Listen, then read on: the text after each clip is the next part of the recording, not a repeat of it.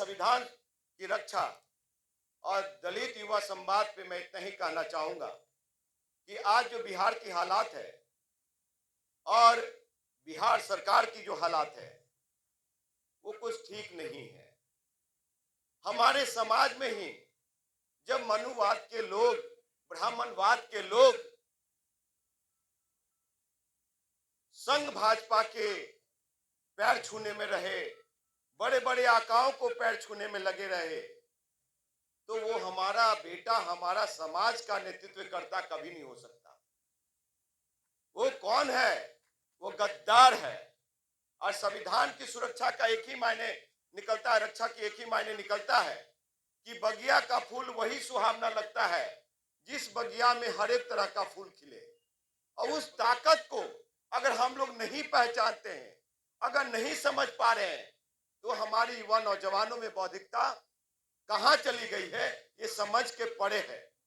साथियों, आपको बता दूं कि हमारे नेतृत्वकर्ता संघर्ष तो करते हैं, जब विधानसभा में जाते हैं, लोकसभा में जाते हैं, तो जो बाबा साहब आम्बेडकर ने 22.5% आरक्षण दिए हैं, उस आरक्षण को बढ़ा करके 35 से 40% करने की बात कभी नहीं करते हैं। वो क्या करते हैं कि समृद्ध दलितों को आरक्षण छोड़ देना चाहिए। वो क्या बात करते हैं कि गरीब स्वर्णों को 10% आरक्षण दे देना चाहिए। अच्छी बात है, दे देना चाहिए, लेकिन जिस आरक्षण से आप आगे बढ़े हैं उस आरक्षण को कभी बढ़ाने की भी बात करनी चाहिए, समझे। और रही बातें कि अभी कुछ दिन पहले राज्यसभा में राज्यसभा सांसद मनोज झा जी ने कहा कि अपने अंदर के ठाकुर को मारो, ठाकुर सब में है।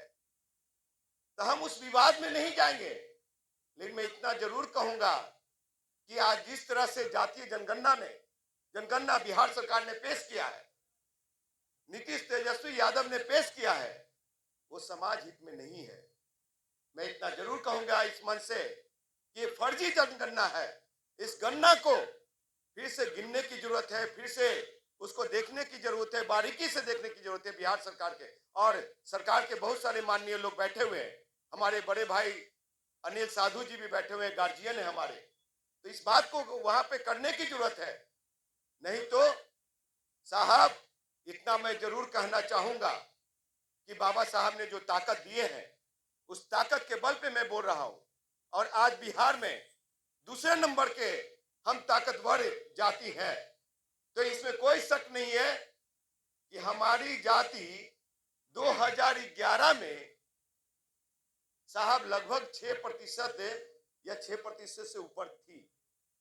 लेकिन आज क्या कारण रहा कि हमारी जाति 5.3% हो गया? या तो आप राजनीति द्वेषता के कारण आपने किया, या हमारे नेतृत्व के कारण किया। साहब, ये अनदेखी नहीं चलेगा। बिहार का पासवान बर्दाश्त नहीं करेगा। और पासवानों की जो ताकत है बिहार में, जिसको चाहेगा उसका सरकार बनेगा और जिसको चाहेगा उसको मुख्यमंत्री बनाएगा, अन्यथा उनको मैदान छोड़ के भागना पड़ेगा, घर में बैठना पड़ेगा। आपको बता दूं, यहां बहुजन की बात है। संविधान के तहत जो संवैधानिक अधिकार मिले, यहां पे ये पार्टी वाले लोग किसी को रजत में तोड़ दिया, किसी को चमार में तोड़ दिया, किसी को दुसाध में तोड़ दिया, किसी को और भी भंगी में समाज में तोड़ दिया, मांझी में तोड़ दिया। ओ बिहार के बहुजन के लोग, अनुसूचित जाति जनजाति के लोग, आज संविधान खतरे में है। और अगर आप लोग नहीं जागे और एक मंच पे नहीं आए तो 35 वर्षों से किसकी सरकार है, मलाई कौन खा रहा है, ये समझने की जरूरत है। नहीं तो ऐसी आपस में लड़ते रह जाओगे, बट के रह जाओगे, फिर कुछ नहीं मिलने वाला है और पीछे लग्गू रह करके बन करके रह जाओगे। ये हालात है साहब। मैं हरिकेश्वर बाबू को इतना जरूर कहूंगा, गार्जियन स्वरूप श्याम रजक जी को, क्योंकि ये जब बुलंद सितारों पे थे तो हम अपने पिताजी के साथ उंगली पकड़ के कभी कभी जाया करते थे। घर पे जरूर मिठाई लड्डू मिल जाया करता था, पानी मिल जाया करता था।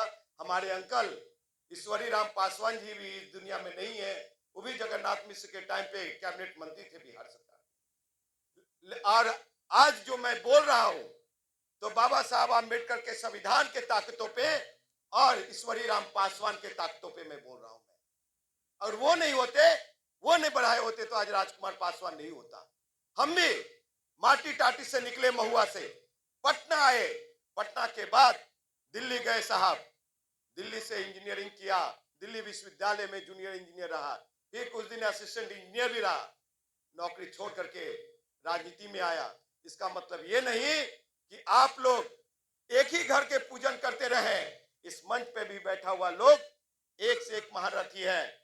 दीर्घ ये जो कहते हैं कार्यक्रम दीर्घा में भी हमारा अमर आजाद भाई है, चंदन भाई है, वीरेंद्र भाई है, इंजीनियर राजकुमार पासवान है। हम लोगों को कब मौका मिलेगा, आप लोग कब मौका देंगे, ये चिंतनीय विषय है साहब। जो समाज एक देवता और एक नेता को पूजा करेगा, वो समाज कभी आगे नहीं बढ़ सकता। आपको ये मैं लिख करके दे रहा हूं मैं। लेकिन आप लोग क्या करते हैं, आप लोग क्या करते हैं, कुछ तो हमारे समाज में ही, जाति में ही ऐसे लोग हैं कि ब्राह्मणवाद, मनुवाद के गोद में जाकर के बैठे रहते हैं। समझे, राजकुमार पासवान कुछ बोलता है तो कहता है क्या ये तो पागल है, ये तो मेंटल है। अरे भैया पागल नहीं है। जो अभी भाई ने सामने कहा कि जंगल में आग लगी थी और एक चिड़िया की बच्ची छोटी सी उस जंगल के आग की बुझाने के लिए अपने चोंच में पानी लेके जा रही थी, तो वो इतिहास लिख रही थी और लोग भगेरू थे। तो उस इतिहास को मैं लिख रहा हूं।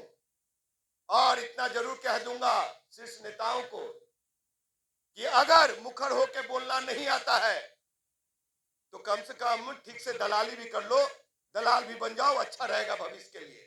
नहीं तो ये संविधान को दिखा दिखा करके, समाज को बेच बेच करके एजेंट गिरी मत करो, समाज को बेचो मत।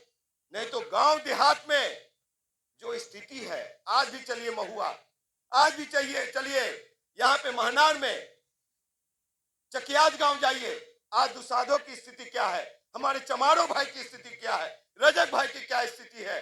तो बहुजन के लोग किस दिशा में जा रहे हैं, हमारे अनुसूचित जाति जनजाति के लोग। तो सबसे पहले हम लोगों को अपनी आरक्षण की हिफाजत के लिए सारे युवा नौजवानों को, एक सोच वाले लोगों को एकजुट होना पड़ेगा। नहीं तो यही होगा रे भाई कि हम लोग पिछलंगू लग करके और पिछड़ा के सरकार बनाते रहेंगे।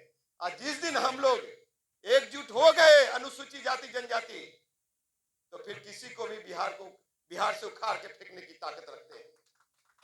इन्हीं चंद शब्दों के साथ मैं अपने वाणी को विराम देता हूं।